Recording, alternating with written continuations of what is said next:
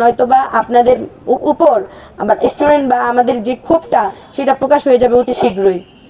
আমাদের আসলে জেলে নেওয়ার ব্যাপারটা আরেকটা কথা, আমার সাথে জেলে আরেকটা মেয়ে ছিল, সে হচ্ছে জগন্নাথ ইউনিভার্সিটির স্টুডেন্ট তানজিলা তাবাসসুম, অর্থনীতি নিয়ে পড়তেছে সেকেন্ড ইয়ারে।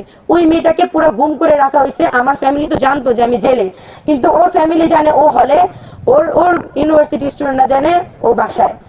এইভাবে স্টুডেন্টদের মুখ কেন বন্ধ করা হচ্ছে? ওই মেয়েটাও সেম আমার মতো প্রতিবাদী কণ্ঠ ছিল, আমাদের মতো প্রতিবাদী কণ্ঠ ছিল। ওই মেয়েকে এভাবে জেলে গুম করে রাখা হয়েছে, ওর ফ্যামিলিও জানে না, ওর ইউনিভার্সিটিও জানে না। এইভাবে আমাদের কোনো কণ্ঠ রোধ করে রাখা হয়েছে কেন? কে এই উপর লেভেলটা, কে যার জন্য আমাকে আমার ফ্যামিলির সাথে সাক্ষাৎ বন্ধ করে এভাবে টর্চার করা হয়েছে?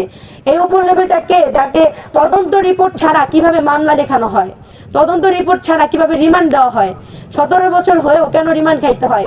এই প্রশ্নগুলো আমার থাকবে এই সরকারের কাছে।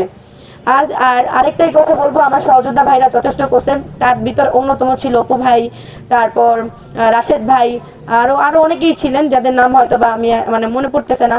আমি এমনি অনেক অসুস্থ, আপনারা হয়তো দেখে আমার চেহারা দেখে হয়তো বা আমার অঙ্গভঙ্গি দেখে বুঝতেছেন যে আমি আসলে এখানে আর বেশিক্ষণ থাকতে পারবো না। আমি অনেক অসুস্থ, আমি খুব কষ্টে আসছি আপনাদের কিছু কিছু প্রশ্নের উত্তর দেওয়ার জন্য। ইনশাল্লাহ আল্লাহ আমি সুস্থ হয়ে গেলে আপনাদেরকে আমার জেলে কিভাবে টর্চার করা হয়েছিল, কে করছিল, সব কিছুই বলবো। এই বক্তব্য করে এতটুকুই আমার আপনাদের কাছে দিছি না।